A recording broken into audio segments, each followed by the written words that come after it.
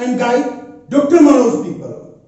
Today we are going to discuss simple past tense और past indefinite tense.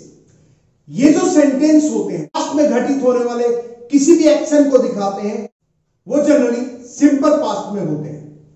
अब देखिए हिंदी की जो सेंटेंसेज होते हैं इस टेंस के, उनके एंड में ता था, ती थी, ते थे, आया, गया, खाया, पिया, लिया, दिया, कहा, सुना, पूछा, बताया, ये जो वाक्यांश आते हैं या एंड में आते हैं। जब हम बात करते हैं इंग्लिश सेंटेंस की तो देखिए इंग्लिश सेंटेंस का स्ट्रक्चर कैसे बनता है।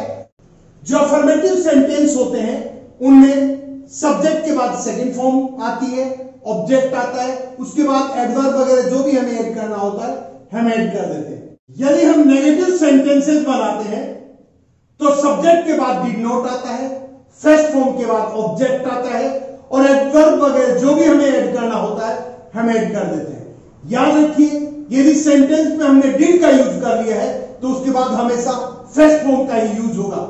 वैसे प्रेजेंट इंडेफिनिट में भी मैं आपको बता चुका हूं कि जिस सेंटेंस में हेल्पिंग वर्ब के रूप में डू, डज और डिड का यूज हो जाता है उसके बाद हमेशा फर्स्ट फॉर्म ही आती है।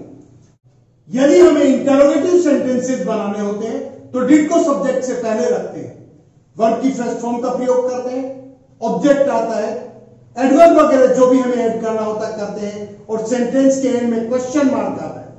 क्वेश्चन यदि WH वर्ड से शुरू करना हो तो सबसे पहले WH वर्ड लिखेंगे, डिड आ जाएगा, सब्जेक्ट आएगा, सब्जेक्ट के बाद फर्स्ट फॉर्म आएगी, ऑब्जेक्ट आएगा, एडवर्ब वगैरह जो भी लिखना हो उसे लिखकर एंड में क्वेश्चन मार्क लगा देंगे। अब देखिए यूजेज में हम देखते हैं कि simple past tense is used. Simple past tense का प्रयोग किया जाता है टू एक्सप्रेस दिखाने के लिए क्या, एन इवेंट ऐसी घटना that occurred in the past जो पास्ट में किसी पर्टिकुलर टाइम पे घटी हो वो घटना दिखाने के लिए, habits of the past time की हैबिट्स को बताने के लिए, इन इम्प्रोबेबल कंडीशनल सेंटेंसेस ऐसी शर्तें जो जनरली पूरी नहीं होती हैं उन शर्तों को दिखाने के लिए भी हम सेकंड फॉर्म का या पास्ट इंडेफिनिट का यूज करते हैं। अब देखिए आइडेंटिफिकेशन मार्क्स, कुछ ऐसे वर्ड्स जिन्हें देख के हमें पता चल जाता है कि सेंटेंस जनरली पास्ट इंडेफिनिट का ही होगा। यस्टरडे है, last plus time, last week, last month, last year, last Sunday, last Monday etcetera.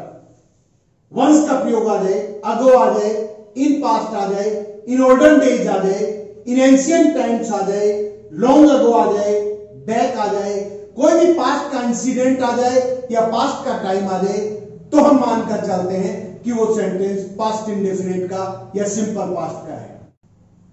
Now see some examples. The first one is once I blank space a stranger in the forest. देखिए once past indefinite का identification mark है और past indefinite में second form का use होता है। Meet की second form आपको मेट, MET मिलेगा तो आपको तो मीट की सेकंड फॉर्म आपको MET, मेट भरना होगा। He blank space glad to see be. देखिए यदि दोनों तरफ फर्स्ट और सेकंड पर्सन हो तब हम प्रेजेंट मानकर इज, एम या आर का यूज करते हैं, जबकि थर्ड पर्सन सब्जेक्ट या ऑब्जेक्ट की जगह आ जाता है तो हम पास्ट टेंस मान लेते हैं और वॉज वर्ब में से एक का यूज करते हैं।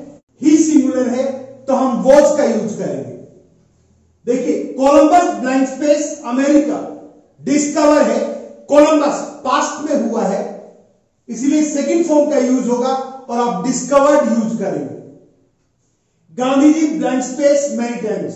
देखिए गांधी जी पास्ट में हुए थे, सेकंड फॉर्म का यूज होना चाहिए था परंतु अरेस्ट, गांधी जी को कई बार अरेस्ट किया गया, इसका मतलब सेंटेंस पैसिव का है और सेकंड फॉर्म का जब पैसिव फॉर्म यूज करेंगे आप तो वॉज वर्ब के साथ थर्ड फॉर्म आएगा।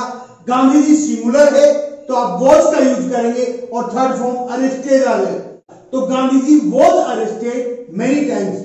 गांधी जी को कई बार गिरफ्तार किया गया। Next one, I blank space your father 10 minutes ago. Ago past indefinite का इंडिकेशन देता है, सेकंड फॉर्म का यूज होगा सी की सेकंड फॉर्म होती है सो। Yesterday I blank space you twice. देखिए यस्टरडे पास्ट इंडेफिनिट को इंडिकेट करता है, सेकंड फॉर्म आएगा, रिंग की सेकंड फॉर्म रैंग हो जाती है। The water in the pond blank space last night, last plus time past indefinite को इंडिकेट करता है, सेकंड फॉर्म आएगी और फ्रीज की सेकंड फॉर्म फ्रोज होती है, FROZD।